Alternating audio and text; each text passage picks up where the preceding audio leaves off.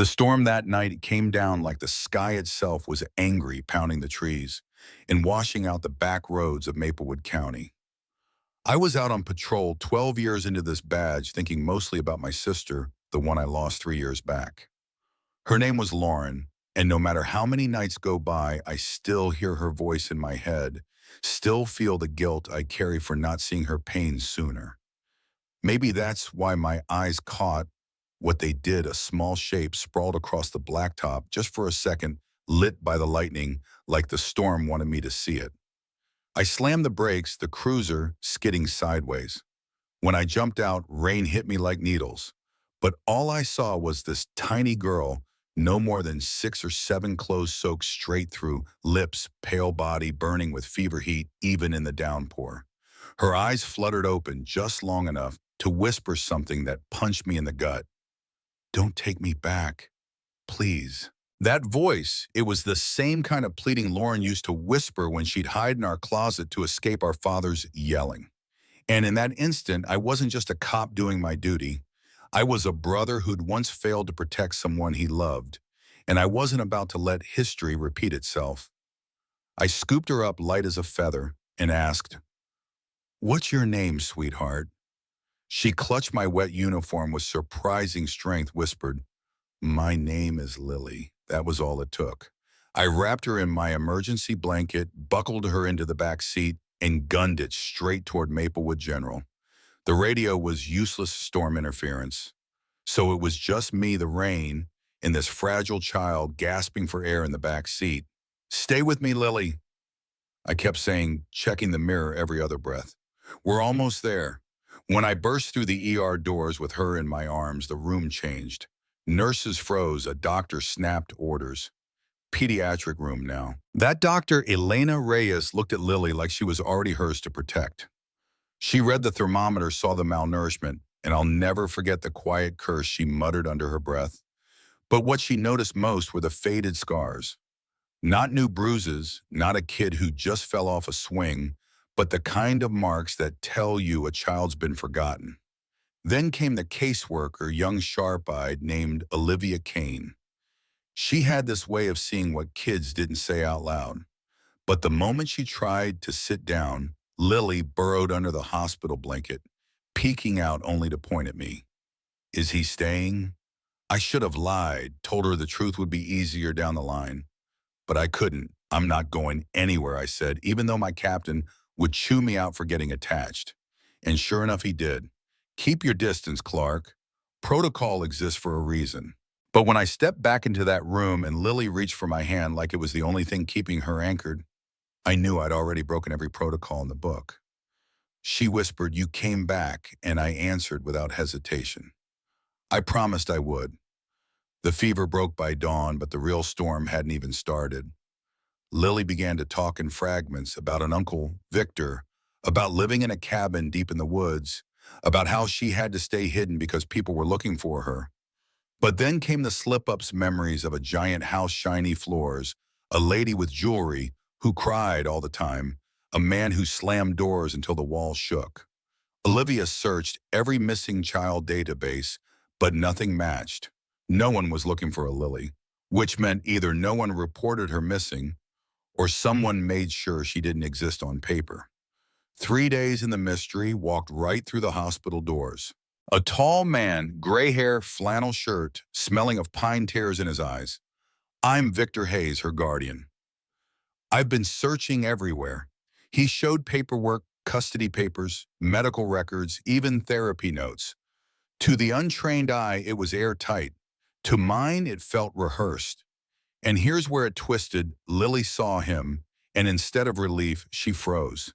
"He looks sad," she whispered to me, "but sometimes he hides things." She didn't run to him. She didn't hide from him either. She just stared, torn in two. That night, a nurse named Sarah dug out an old newspaper clipping. A boating accident 6 years back, a wealthy family in Silver Lake lost their little girl body, never recovered. Her name was Grace Callahan. In the photo, same brown eyes, same tilt of the head as Lily. My stomach dropped. When we showed her the clipping, Lily traced the photo with her finger. "She looks like me," she whispered, and then added the words that changed everything. Sometimes in my dreams, people call me Grace. The truth unraveled fast after that. Victor wasn't her uncle. He'd been the Callahan's gardener.